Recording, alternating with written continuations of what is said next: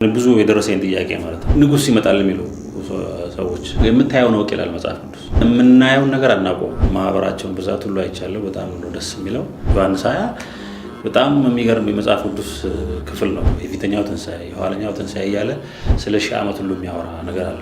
በዛ ቦታ ያሉ ሰዎችንም ጠየቋቸው። እዚህን አባል የሆኑ ሰዎች ስለ ዮሐንስ 20 ስሙ እንጂ ብዙም ግንዛቤ እንደሌላቸው የነገሩኛል። እስቲ ዝም ብለን ቃሉን መጀመሪያ እናንብበው። ምንድነው ዮሐንስ 20 ከኢትዮጵያ ጋር ይገናኛል? አክሱምን መሰረት ካደረገው ስልጣኔ ጋር ይገናኛል? ዮሐንስ ምዕራፍ 21 ይላል፣ የጥልቁን መክፈቻና ታላቁን ሰንሰለት በእጁ የያዘ መልአክ ከሰማይ ሲወርድ አየሁ። እውነት በአክሱም ስልጣኔ ዙሪያ ያለ የዛች ቤተክርስቲያን ታሪክ ወደኋላ ዝም ብለን ብንመዝ መጨረሻ የምንደርሰው አክሱም ላይ ነው። አክሱም የያዘው መንፈስ ስርዓት ኪዳን የሴቲቱ ስርዓት የምንለውን ከዚህ መንፈስ ጋር የሚዋጋ መንፈስ አለ። እዛ ቦታ ከበው አክሱም ፈርሶ ከሆነ ተቃጥሎ ከሆነ ነዶ ከሆነ መሰረቱ ጋር ነው ውጊያው። ያንን ማፍረስ የሚፈልግ መንፈስ አለ። ክርስትና ነው የእግዚአብሔር ልጅ ኢየሱስ ክርስቶስን ከመዋጋት የሚመጣ ነው። ዮሐንስ 20 ምን ያገናኘዋል? በቤተክርስቲያኑ አስተምህሮ ሺህ ዓመት ራሱ ምንድን ነው? እግዚአብሔር አስቀድሞ ለአዳም የገባው ሺህ ዓመት እንዲኖር የተሰጠ ኪዳን አለ።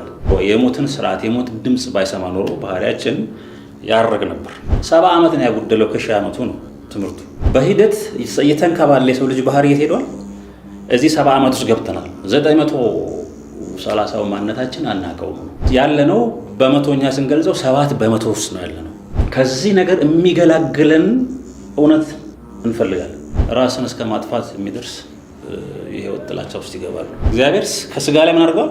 መንፈሱን ስላነሳ የሰው ዕድሜ አጠረ ነው። በዮሐንስ አነጋገር ማህተሙን የሚፈታ በምድርም በሰማይም ባጣው ጊዜ አለቀስኩ። ጠቅላላ የሰው ልጅ ባህሪ ምንድነው መፍትሄው? ይቅርታ ለቃሉ ድከኛ ድንቁርና ነው። እጅግ ግዙፍ ትልቅ ጥያቄዎች በዚህ ትንሽ ሰውነት ውስጥ ይጠየቃሉ። ሰብ ማለት ራሱ 7 ነው እንደሚባለው ዘጋ። ይህንን ማን ነው ሊያነበው ሊተረትረው ሊተረጉመው የሚችል?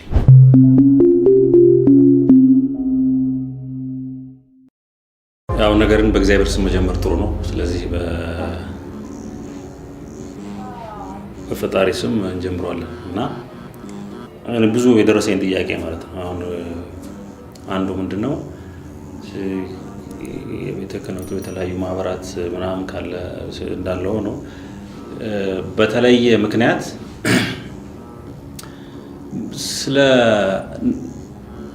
ንጉስ ይመጣል የሚሉ ሰዎች ስለዛ የሚጠይቁኝ ሰዎች ስላሉ ብዙ ንጉስ ይመጣል ኢትዮጵያ ትንሣኤ እንደዚህ ነው ብዙ የሚሉና ከዛ ጋር በተገናኘ እኔ ትንሣኤ ስለማወራ የትንሣኤ ትምህርት ስለምናገር ይህንን ተንተርሰው ጥያቄዎች ይመጣሉ እና በዚህ የተነሳ አንዳንድ ከዚህ ጋር የተያያዙ ነገሮችን ማየት ጀምሮ ከነዛ ውስጥ አንዱ እኔ ከጻፍኩት መጽሐፍ ጋር የሚያያዝ መስሎ ስለታየኝ ደሞም ነው ሳይው እና እሱን አየሁት እና እኔ ብዙም ማለት ማህበሮቹን ሰዎቹን ምናምን እንደዚህ አላውቅም። ነገር ግን አንዱ ርዕስ እኔን ሰውኛል። ብዙ ጊዜ የምታየው ነው ይላል መጽሐፍ ቅዱስ። የምታየው ብዙ ነገር ነው የምናየው፣ ግን ብዙዎቻችን አስተውለን ከሆነ የምናየውን ነገር አናውቀውም። ልክ አሁን ይሄ አበባ አለ። ለአንድ የሳይንስ ምሁር ቅጠል ብቻ አይደለም፣ ብዙ የሚያየው ነገር አለ። ብዙ ከሴልስ ህንፃ ሀሳብ ከዚህ ብዙ ይታያል። ይሄ የምታየውን ማወቅ የሚባል እና ከዛ አንጻር የዮሐንስ 20 የሚባለው ማህበር ጉጉታቸውን ማህበራቸውን ብዛት ሁሉ አይቻለሁ። በጣም ነው ደስ የሚለው። ከዛ የዮሐንስ 20ን ስላሉ ርዕሱ ፈለኩኝ ውስጡ። ዮሐንስ 20 በጣም የሚገርም የመጽሐፍ ቅዱስ ክፍል ነው። ራእይ ላይ ያለ ነው። ተጠቃሎ ይሄ ዓለም ወደፊት እንዴት አድርጎ እንደሚሰበሰብ ምን እንደሚሆን ትንሣኤ ምንድነው፣ የፊተኛው ትንሣኤ የኋለኛው ትንሣኤ እያለ ስለ ሺህ ዓመት ሁሉ የሚያወራ ነገር አለ እና እዛ ውስጥ ያንን ፈለኩና አንዳንድ በዛ ቦታ ያሉ ሰዎችንም ጠየቋቸው። እዚህን አባል የሆኑ ሰዎች ስለ ዮሐንስ 20 ስሙ እንጂ ብዙም ግንዛቤ እንደሌላቸው የነገሩኛል። እኔ ስለዚህ ከኔ መጽሐፍ ጋር ግን የሚገናኘው እኔ ከመጽሐፍ ስጀምረው መጽሐፌን በተለይ 16 የሚባለውን በዚህ ክፍል ስለጀመርኩት በእኔ የሚመለከተኝን የተረዳሁትን እንደ አንድ አማኝ፣ እንደ አንድ እንደሚያስብ ሰው፣ እንደ አንድ ደግሞ ቤተክርስቲያን ነው ምዕመን የማምነውን መናገር አስፈላጊ ሆኖ ስላገኘሁት ነው አሁን ልናገር የፈለጉት። ስለዚህ እስቲ ዝም ብለን ቃሉን መጀመሪያ እናንብበው። ምንድን ነው ዮሐንስ 20 ከኢትዮጵያ ጋር ይገናኛል? ከአክሱሙ አክሱሙን መሰረት ካደረገው ስልጣኔ ጋር ይገናኛል? ይሄን ነገር በደንብ ከማየታችን በፊት ራሱ ለአንዴ ባነበው የተወሰነውን ክፍል እንዲህ ይላል። ዮሐንስ ምዕራፍ 20 እንዲህ ይላል። የጥልቁን መክፈቻና ታላቁን ሰንሰለት በእጁ የያዘ መልአክ ከሰማይ ሲወርድ አየሁ። የቀደመውን እባብ ዘንዶም እርሱም ዲያብሎስና ሰይጣን የተባለውን ያዘው፣ 1000 ዓመትም አሰረው፣ ወደ ጥልቅም ጣለው።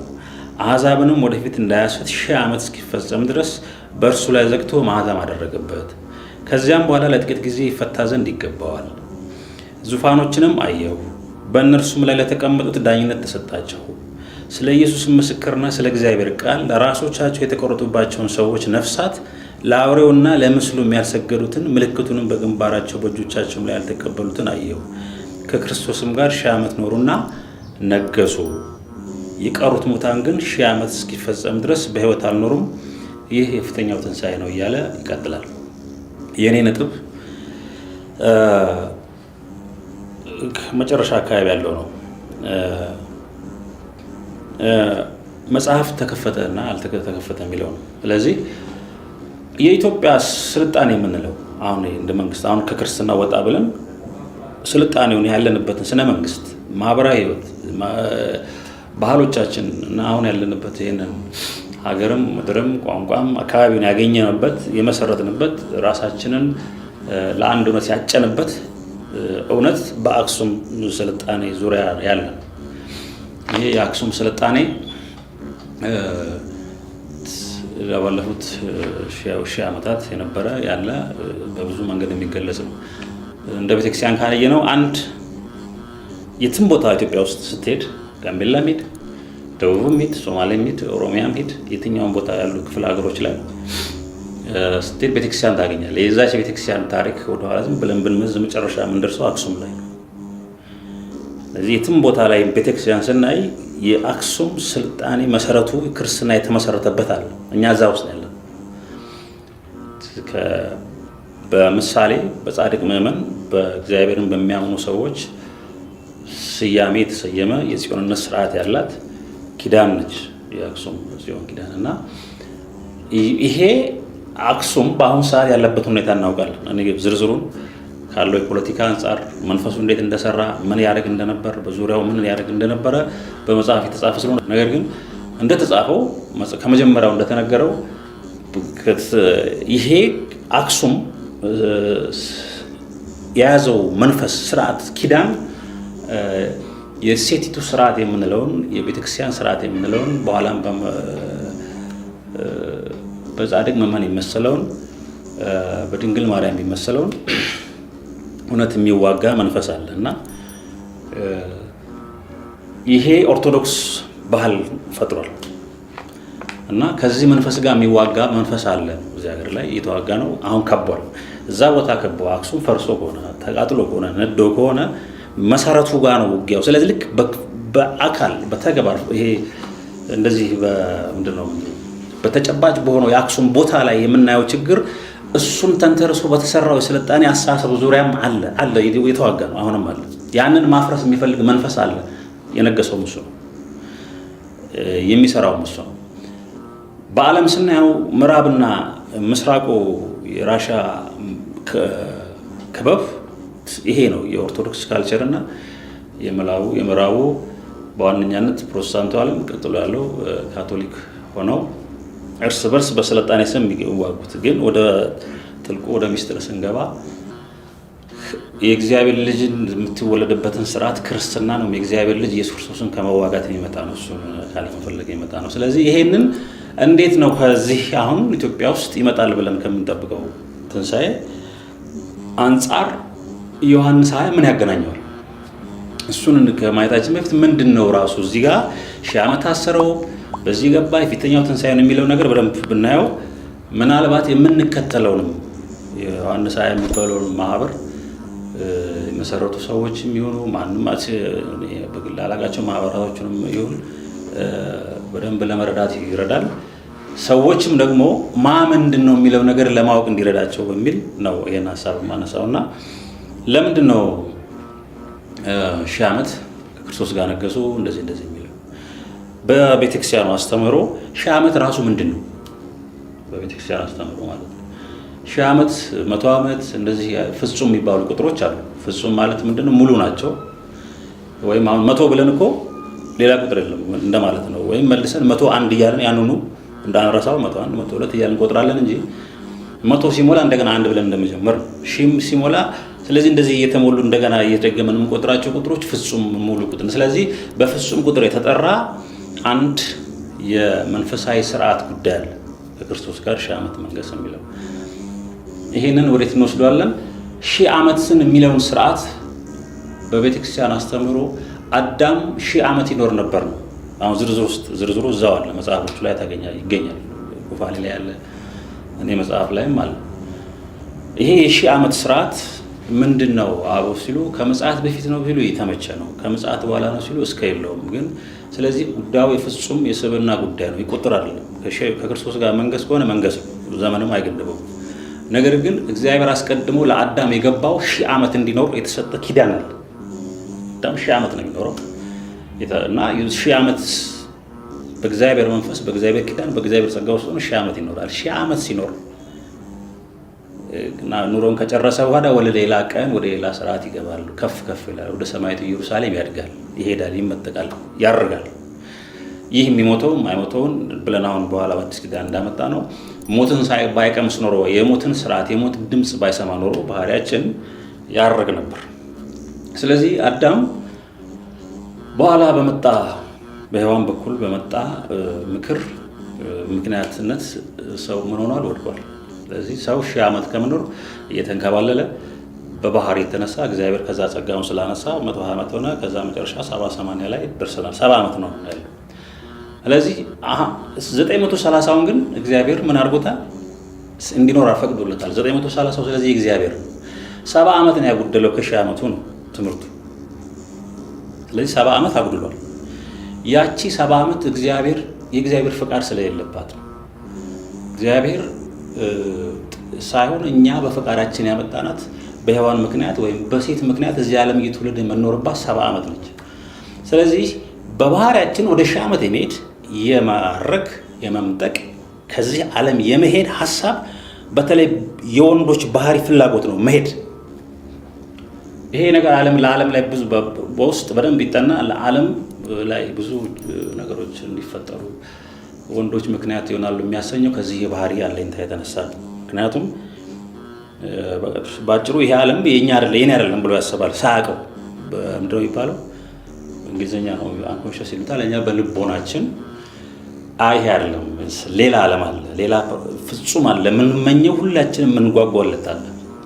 ስለዚህ ሰው በሂደት እየተንከባለ የሰው ልጅ ባህሪ የት ሄዷል? እዚህ 70 ዓመት ውስጥ ገብተናል። 930 ማንነታችን አናውቀውም። 930 ተዘግቷል። 10ኛው ትውልድ ኖህ ላይ ሲደርስ ተዘግቶ ተንሳፎ ቀርቷል። እግዚአብሔር መንፈሱን ከስጋ ላይ አንስቷል። መንፈስ ነበር ሰው ነው የሚያለው። እውቀቱ፣ ጸጋው፣ ጥበቡ መንፈሱ በእውቀት ስለሚገለጽ ማለት ነው። ያንን አንስቷል። ስለዚህ ስጋ ብቻው 120 መጨረሻ ስጋው ብቻውን 70 ዓመት የሚኖር መሆኑ ተረጋግጦ አለና ይሄንን ስርዓት በመጽሐፍ ዝርዝር ስላለው ነው ቶሎ የምለው። ስለዚህ እዚህ 70 ዓመት ውስጥ የምንሮጠው የምንለፋው የምንሮጠው የምንተጋው ወደ ተመኑ ያቺን 930 1000 ማድረግ ነው ያለነው። በመቶኛ ስንገልጸው 7% ውስጥ ነው ያለነው። ወይ ነገር እንደው ሳይንስም በምንም እንደዚህ አይነት መልከታዎች ሁሉ አሉ፣ ብዙ አሉ። ከዚህ ከዘረመል ጉዳዩ ራሱ የምናውቀው እንደዚህ አንድ የኦክስፎርድ ጥናት አንብቤ ነበር። እንዲህ 7% ነው ከ7.1 እስከ 10 ይሉ ነበር። አሁን 7 ነው ልና ሌላው ድፍን ወይም ሙት ነው ወይ ደግሞ ማናቀው ነው፣ ዝግ ነው ወይም ጨለማ። ልክ ህዋውን 93% አናቀው እንደሚባለው 95% አናቀው እንደሚባለው ልክ አሁን ያለነው እዛች 70 ዓመት ውስጥ ነው ያለነው። ሌላውን ማንነታችንን አናቀው። እና አዳም ኖረውታል።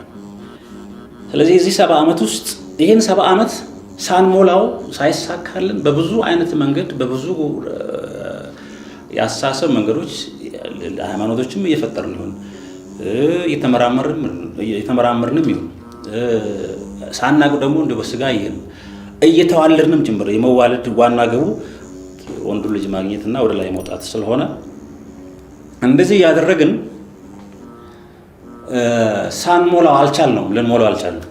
በቃ እንዲህ ሰው ልጅ መመላለስ ይወልዳል። ስለዚህ ሰው በመዋለድ ውስጥ ያን እውነት እየፈለገ እዚህ ድረስ ደርሷል፣ ወይም ክርስቶስ እስኪመጣ ድረስ። ስለዚህ ጌታ መጥቶ አሁን ይሄንን ነገር በደንብ መርመረን በጣም ባረገን ወይም በጸሎትም እንበለው በፍጹም ነው እንግዲህ ዘመናዊ እውቀት ነው። ይሄ ዘመን እውቀት ነው የሚፈልገው ወይም ማን እንደሚያደርገው በዛም ብንፈልገው ከዚህ ነገር የሚገላግለን እውነት እንፈልጋለን። በማረፍ ውስጥ ያለ ጥበብንና እውነትን ነው የምንፈልገው። አንሰራ አይገለጽ ዝም ብሎ አለማረፍ መጥፎ ነው። ብዙ ነገር የሰሩ ሰዎች ይህን እረፍት ይህን ሰላም በማጣት ራስን እስከ ማጥፋት የሚደርስ የህይወት ጥላቻ ውስጥ ይገባሉ። ነገር ግን ይሄንን ህይወት በማጣፈጥ መልሶ ኃይል ጸጋ ሆኖ የተለየው መንፈስ ቅድም ያልኩታል እግዚአብሔር ከስጋ ላይ ምን አድርጓል? መንፈሱን ስላነሳ የሰው እድሜ አጠረ ነው። መልሶ ያንን ነገር እድሜ የሚጨምር የሚቀጥል የሚያሳድግ መንፈስ የሚሰጥ እንፈልጋለን። ስለዚህ ይሄንን በዚህ በዮሐንስ አነጋገር ማህተሙን የሚፈታ በምድርም በሰማይም ባጣው ጊዜ አለቀስኩ የሚያሰኘው የኛ ነፍስ ውክልና ያለው ጸሎት ነው። በጠቅላላ የሰው ልጅ ባህሪ ስለማናሰራው ነው። ውስጣችን በደንብ ብናሰራው መጨረሻ የሚሆነው ምንድነው መፍትሄው? አሁን ካለንበት የባህሪ ቅርቃር ይሄ የባህሪያችን ደግሞ ቅርቃር ማህበራዊ ቅርቃር ፈጥሮ ራሳችን ምክንያቱም ራሳችን ነፃ ያልወጣ ሰው ባህሪ ነፃ የማያወጣ ሲስተምና ስርዓት ነው የሚፈጥረው። ስለዚህ አሁን በአካባቢው በዙሪያችን በየትኛውም ቦታ ላይ የምናያቸው ችግሮች ከኛ ነው የሚነሱት። ከኛ ድካም፣ ከኛ መዛል፣ ከኛ ይቅርታ ለቃሉ ከኛ ድንቁርና ይሄን አለማወቅ ማለት ነው። ጥያቄውን እንኳን በትክክል አለማወቅ መልሱ ችግር የለውም። ምክንያቱም አለው መልስ ስላለው መልስ የሌለው ነገር ስለሌለ ጥያቄውን እንኳን በትክክል ባለማግኘታችን ነው የሚመጣው እና ከዚህ ሊገላግለን የሚችልን ሰው አካል እውነት ጥበብ እንፈልጋለን ሳናውቅ።